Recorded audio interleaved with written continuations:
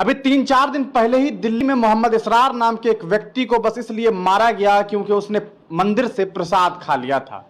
प्रसाद खाना था कि उस पर चोरी का इल्जाम लगाया गया और उस नाअक्ल लड़के को इतना मारा गया, इतना पीटा गया कि उसकी मौत हो गई। नाअक्ल इसलिए कह रहा हूं क्योंकि इसरार जो है मानसिक रूप से थोड़ा कमजोर था, लेकिन उसे क्या मालूम था कि उससे भी ज्यादा कमजोर लोग आज की दुनिया में रह रहे हैं और वो उन्हें इसलिए मार देंगे क्योंकि उसने मंदिर से प्रसाद खा लिया था। अभी इस मामले को चंद दिन ही गुजरे थे कि राजस्थान से एक ऐसी खबर आ रही है जिसे सुनने के बाद आपको गुस्सा आएगा और आप ये कहने लगेंगे कि आखिर इस देश में मुसलमानों के साथ ये हो क्या रहा है। चाहे राज्य की सरकार किसी की हो, चाहे वो कांग्रेस शासित सरकार हो, चाहे भाजपा शासित सरकार हो, या किसी भी तरह की गठबंधन, महागठबंधन या किसी भी इंसान की सरकार क्यों ना हो, आखिर ऐसा क्यों होता है कि वहां पर मुसलमानों के साथ ही अत्याचार होता है, मुसलमानों को ही मारा जा रहा है, मुसलमानों की ही लिंचिंग की जा रही है। ताजा मामला राजस्थान के जयपुर से आया है, जहां 18 साल के मोहम्मद इकबाल को एक भीड़ ने इतना मारा कि उसकी मौत मौके पर ही हो गई है।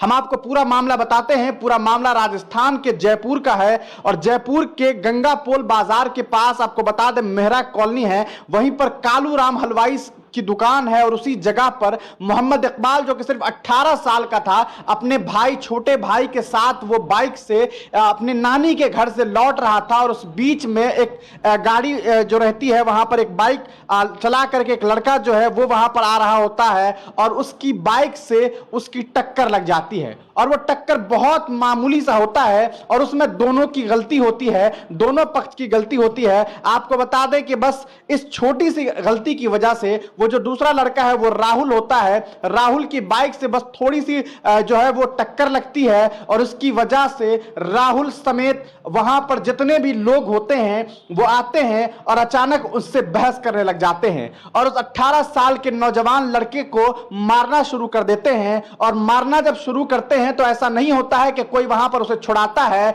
बल्कि देखता है कि आखिर इसका नाम क्या है, ये कौन है, और उसके बाद उसे मारना शुरू करता है।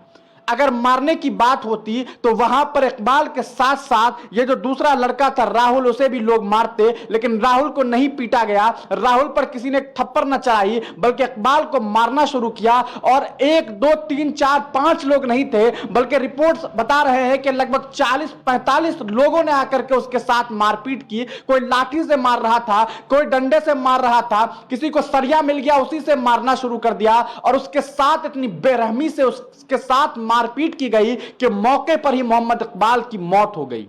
और आपको मालूम है मारने वाले में से ऐसा नहीं था कि तमाम लोग जो है वो सिर्फ और सिर्फ मर्द थे, बल्कि वहां पर महिलाएं भी आई और तमाम औरतों और मर्दों ने मिलकर के उस मुसलमान लड़के की लिंचिंग कर दी। उसे इतना मारा कि उसकी मौत हो गई। सवाल यह उठता है कि आखिर ऐसा क्यों हो रहा है, जबकि वहां पर राजस्थान में कांग्रेस की सरकार है जो कि खुद को सेकुलर सरकार होने का दावा करती है और लगातार राजस्थान से इस तरह के मामले सामने आते हैं। अभी 2-3 दिन पहले 26 सितंबर को दिल्ली में मोहम्मद इसरार को भीड़ ने इतनी बेरहमी से मारा कि उसकी मौत हो गई। उससे पहले राजस्थान में नूरुल नाम के एक लड़के को इतनी जबरदस्त तरीके से उसकी पिटाई की गई कि उसकी मौत हो गई। लगातार इस तरह के मामले सामने आ रहे हैं। आखिर क्या वजह है कि मुसलमान नौजवानों के साथ इस तरह से बेरहमी से मारपीट की जा रही है और उसे मौत के घाट उतार दिया जा रहा है।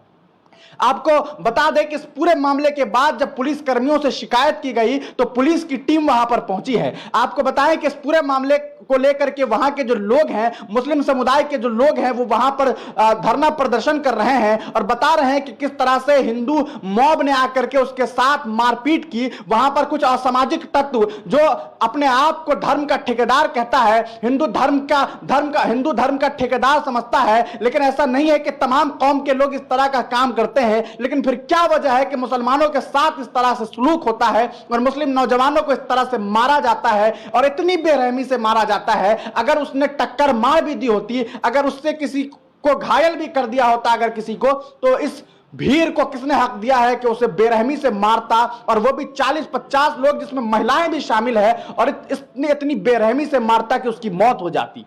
आपको बता दें कि उसका जो छोटा भाई है वो डर से उसकी हालत खराब हो जाती है, वो किसी तरह वहां से भाग जाता है। वो सोचता है कि अगर मैं रहूंगा तो मुझे भी वो लोग मार देंगे, और उस नौजवान लड़के को मार दिया गया है। इस पूरे मामले के बाद 15 लोग नामजद हैं और उसमें से 9 लोगों को गिरफ्तार किया गया है। लेकिन सवाल ये उठता है कि गिरफ्तारी होने से काम तो नहीं चलेगा, लगातार इस तरह के मामले आखिर आ ही क्यों रहे हैं? क्यों मुस्लिम नौजवानों के साथ इस तरह के मामला सामने आ रहे हैं? क्यों मुस्लिम नौजवानों को सिर्फ और सिर्फ उसके नाम की वजह से मारा जा रहा है? कहीं पर नाम पूछ के मारा जाता है, कहीं पर लिबास देख के मारा जाता है, कहीं पर यह देखा जाता है कि इसके चेहरे पर दाढ़ी क्यों है। इस तरह के मामले भारत देश में आखिर क्यों आ रहा है?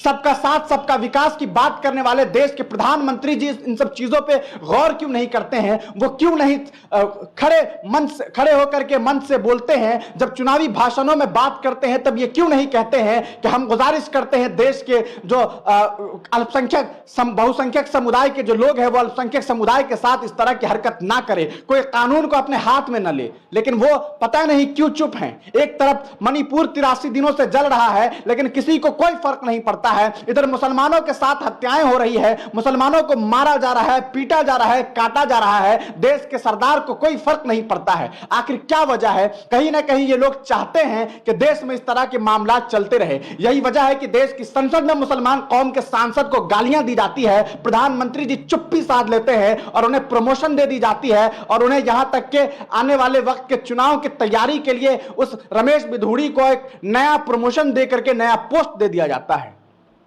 आखिर इस तरह के मामला क्यों सामने आ रहे हैं, यह सोचने वाली बात है। आपको बता दें इस पूरे मामले के बाद AIMM के जो प्रेसिडेंट है उस राजस्थान के, वो वहां पर पहुंचे थे, जमील खान साहब, और उन्होंने वहां पर जाकर के ये डिमांड किया है कि जितने भी आरोपी हैं उनके घरों पर बुलडोजर चलाई जाए। अगर कानून की व्यवस्था है ही नहीं तो ठीक है, बुलडोजर चलाइए और तमाम जो आरोपी हैं उनके घरों पर बुलडोजर चला देना चाहिए। लेकिन यह बुलडोजर नहीं चलेगा, क्योंकि आज तक नहीं चला है जब किसी मुसलमान के साथ इस तरह के मामला सामने आए हैं। ये भेदभाव क्यों हो रहा है इस देश में, ये सोचने की बात है। बात हिंदू और मुसलमान की बात नहीं है, बात यह है कि एक समुदाय के साथ इस तरह के मामला क्यों सामने आ रहे हैं। ऐसा नहीं है कि नॉन मुस्लिम जो हिंदू समुदाय है उसके तमाम लोग इस तरह की बातें करते हैं कि ऐसा होना चाहिए, लेकिन अच्छे लोग जो हैं वो चुप्पी साधे हुए हैं, क्योंकि उन्हें डर लगता है कि ये बुरे लोग उन पर भी हमला न कर दे कि तुम मुसलमानों के हक में बोलते क्यों हो। आज की ये तस्वीर देख करके वाकई दुनिया ये सोचती है कि किस तरह से भारत जैसे देश में जो ये ढिंढोरा पीटती है कि हम पूरी दुनिया में छाए हुए हैं और हम जो है विश्व गुरु हैं, उस मुल्क में अल्पसंख्यक समुदाय के साथ क्या कुछ हो रहा है। आप इस पूरे मामले के बाद क्या कुछ सोच रहे हैं, क्या कुछ समझ रहे हैं, हमें कमेंट सेक्शन में जरूर बताइएगा।